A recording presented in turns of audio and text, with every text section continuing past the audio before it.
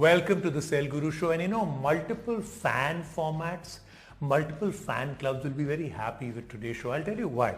So first and foremost, Apple fans rejoice. The two phones are here. Not all four new iPhone 12s have come in. The Mini and the Pro Max will come in later. But the real bread and butter phones, the ones that will sell the most, the iPhone 12 and the 12 Pro are here with us. So like I said, Apple fans rejoice. Then we'll move on to the other big, huge fan club in India, and that is OnePlus. Those who are in Android but still want an Apple-like experience always say, well, that's why we went to OnePlus.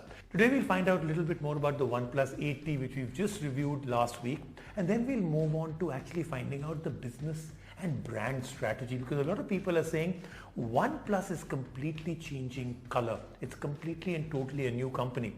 Where are they going? New categories, new price points. We'll find out all about that. And it's Apple time. Yes, the fruity company is at its best. Two phones have come in. Let me repeat again. The iPhone Mini, which has generated by far the most amount of news and interest, is yet to be released here in India, and the iPhone Pro Max still to come. But like I said, the bread and butter phones are here, the iPhone 12 and the iPhone 12 Pro. These are of course the two largest selling that actually do come into this country. So we'll do multiple things on the show. First and foremost, we'll show you the two phones, both the 12 and the 12 Pro. Then we'll talk about the difference between the two, the optics, the LiDAR, and of course a little bit more in terms of the frame. One has stainless steel around it, one is aluminium.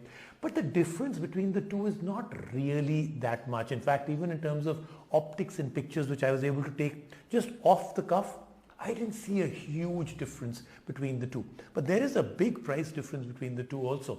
So we'll talk about the differences between the two phones, and then we'll talk about whether you should upgrade if you have an iPhone 11, any series, even the iPhone 10, any series. So let's take a look at our review of the brand new Apple.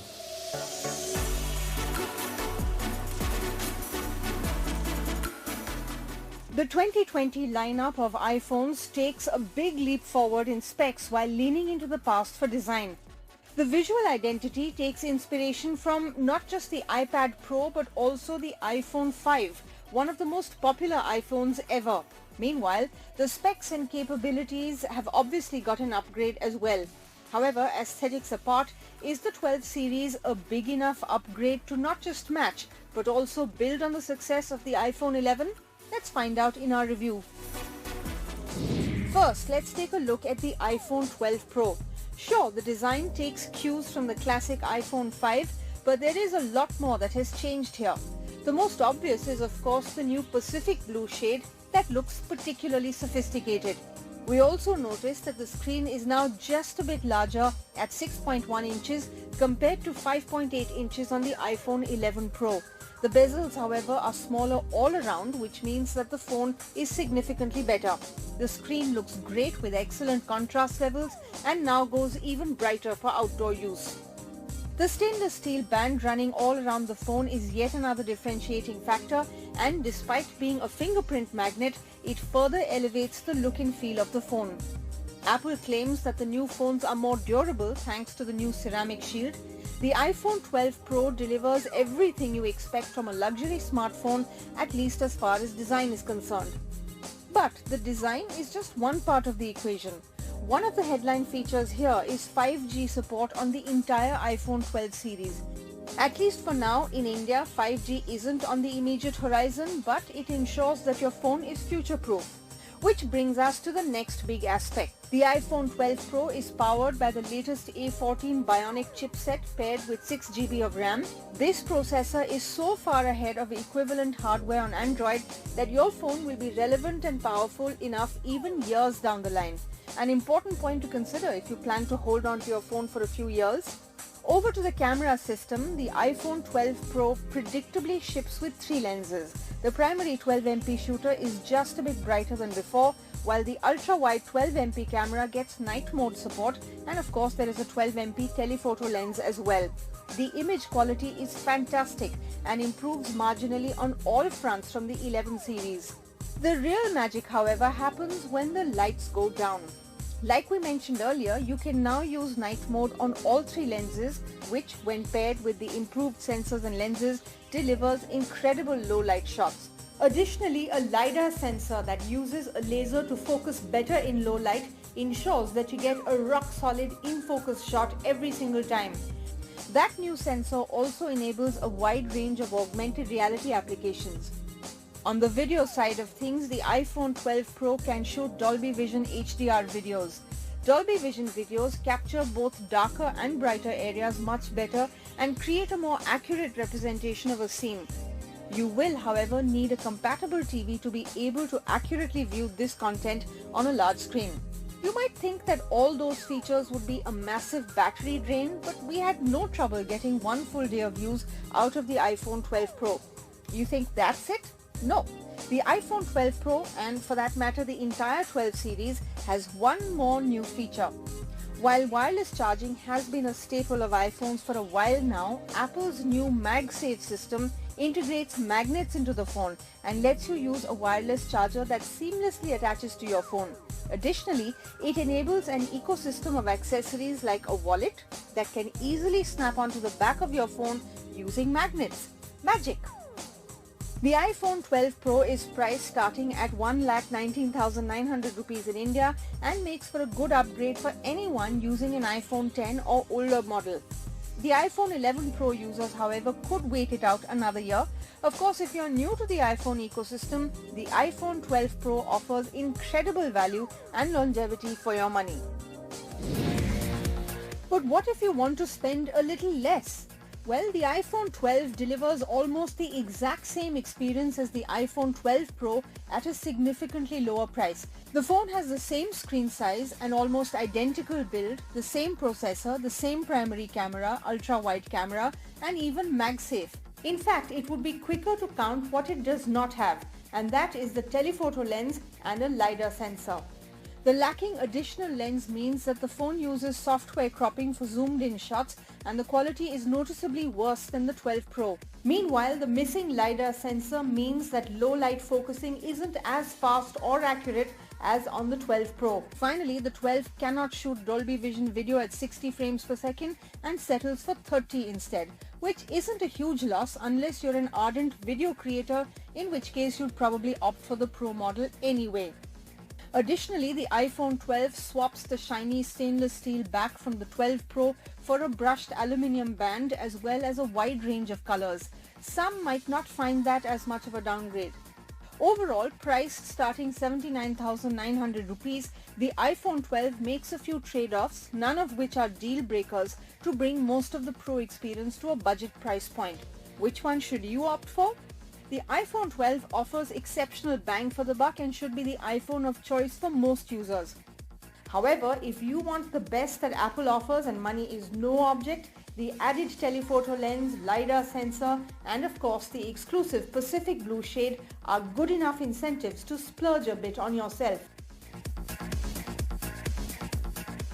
And before I close the story, let's also do a review of the brand new Apple iPhone 12 boxes. Yes, the boxes are as big a story. So take away the earphones, take away the charger, what you left with? Half a box in terms of the actual thickness of the box. And the other interesting thing is a lot of design inside the box also. Little indent out here to actually make sure that the camera fits right in, the module comes right in. And the third part of it is the big joke that people have been having, that very soon you will be buying just the box. The phone will be separate, the cameras will be separate. Well, nothing like that has happened. The phone does come inside the box. There is even a charging cable that you do not have to buy. So there are good things happening also. Now let's move on to our next story, the OnePlus 8T. Now, the story on the OnePlus 8T has been done, but when we did that story last week, we had a lot of questions from all of you about the strategy behind OnePlus. OnePlus came in flagship killer, then became a flagship company. Then they bring in a brand new category like TV, then another one, audio products. Then we've been hearing rumors of them getting into the wearable market in a very, very big way. So lots of things happening, and then brand new category in terms of prices also. So what is this new OnePlus? Where are they going? What's the strategy? Well, we decided to find out. There was a time 7 years ago when a new name entered the smartphone market. OnePlus introduced the world to its conveniently named OnePlus One smartphone. Dubbed the flagship killer, OnePlus earned a lot of points with users looking for the premium smartphone experience while spending just a few dimes. OnePlus managed to enthrall customers with its invite system and created a huge demand with a dedicated focus on the Indian market. Over the years, OnePlus has been working to deliver the highest quality of smartphones to customers and has become a global technology brand with a community of over 5 million. OnePlus has had huge success, even launching special edition phones like the Star Wars themed OnePlus 5T or the McLaren editions of phones. At the beginning of 2020, the company even debuted their first concept phone with invisible cameras at CES 2020. OnePlus has now revamped its strategy to deliver a comprehensive ecosystem of connected OnePlus devices. In line with that, we saw a new premium line of OnePlus TVs starting at 14,999 rupees. OnePlus also launched a new line of smartphones, OnePlus Nord, which starts at rupees 24,999. So that is a little bit about OnePlus, but now let's go and speak to Navneet Nakra, Vice President and Chief Strategy Officer for OnePlus. Navneet, great to have you on the show. Hi Rajiv, it's great speaking with you again. Navneet, I've got to start off with what is the biggest question that the audience has been asking us. OnePlus has grown exponentially in the last few years, but now you have new price points, new categories, you're getting into a whole different market right now. So what is this new OnePlus as a brand? And what an interesting question to start with. This year has been really great for us.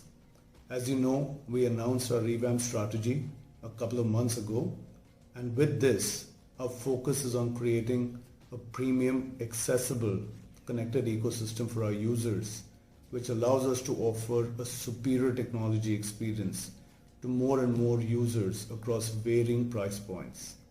In line with that, we launched the OnePlus TV U and Y series as well as the OnePlus Nord smartphone. With a strong product line and industry-first innovations, we became India's leading premium smartphone brand, a trend that has continued over the years. As per Counterpoint, we were at the top spot in premium smartphone segment in Q2 2020 with 29% market share, backed by the success of the OnePlus 8 5G series and the continued sale of the OnePlus 7T series. I am now happy to share with you that we have kept this momentum going and we have some great results in Q3 as well. As per the recently released report from Counterpoint, OnePlus has led the market in the affordable premium segment, which is between rupees 30,000 rupees to 45,000 rupees, and that has been driven by the OnePlus 8 5G smartphone.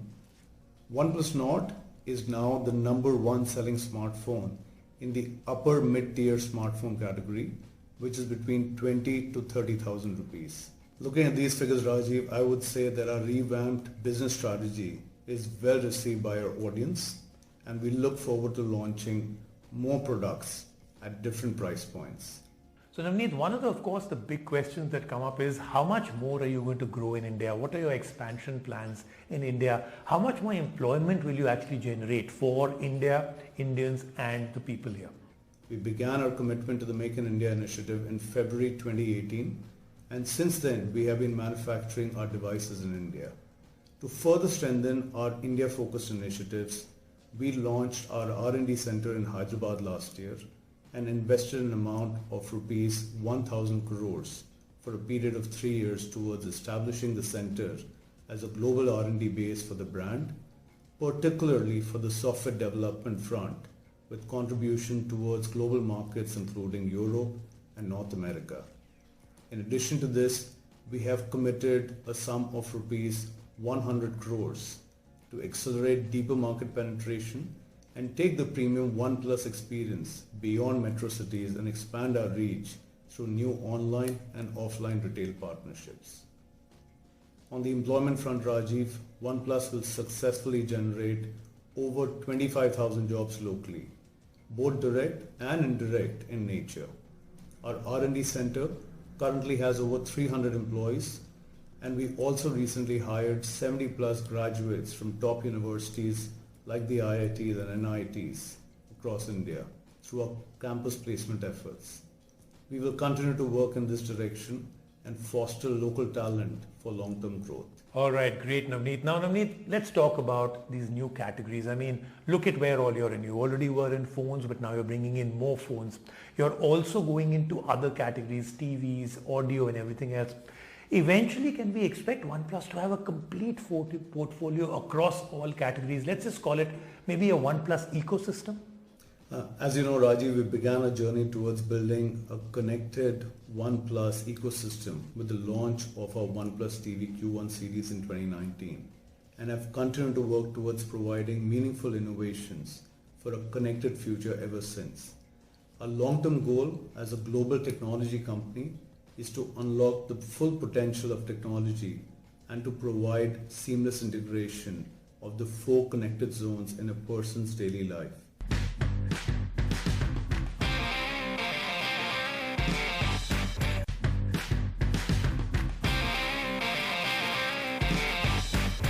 So Navneet, one of the big questions, this is my question also, favorite question, and that is, you came in as a flagship killer, then became a flagship. Now you play in multiple price categories. You have the OnePlus Nord, which is a sub 25,000 rupees phone. Can we expect more phones? For instance, will you be playing in, can we expect a OnePlus phone under 10,000, over 1 lakh? Would you be playing in all these categories? As we continue to grow as a brand, our focus will remain on creating the best-in-class experiences for our users.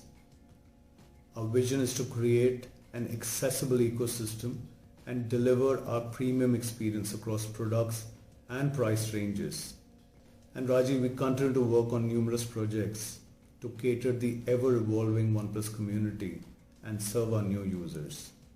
So please stay tuned and we'll let you know what some of the new offerings are in the coming months. So Navneet, my last question is of course on 5G. You're obviously betting big on this technology. You've actually said that from here onwards, all phones from OnePlus will be 5G. Can you tell us a little bit more about this strategy? Yes, of course, Rajiv. Since we began working on 5G, a lot has taken place. From working with the Qualcomm R&D teams to establish a 5G connection, to launching our first full lineup of 5G devices, the OnePlus 8 series. Since then, all our subsequent new products, the OnePlus Nord and the OnePlus 8T, are also 5G enabled. We have also invested $30 million towards developing 5G research labs to further drive product innovation efforts to take this commitment forward. We have also set up 2 of our 5G labs, which resulted in the world's first 5G tweet and our display of 5G cloud gaming at MWC 2019. With our main focus to provide users a better 5G experience on OnePlus devices, we have started operations in our 5G labs in Shenzhen and Taipei. Our R&D center in Hyderabad is also playing a crucial role in 5G testing. At OnePlus, Rajiv, we do focus on the future readiness of devices, which is why we provide 2 years of software updates to our users into the latest Android platform. Similarly, while India is yet to make the leap into 5G, our lineup of devices ensures that users are ready to make that leap with 5G along with the rest of the country. Thank you, Navneet. Thank you so much for speaking to us on Cell Guru. That then was the Cell Guru show for this week. But do remember, we have a biggie coming up next week. A phone all of you have been waiting for, the Mi 10T Pro, and a whole lot more. See you next week.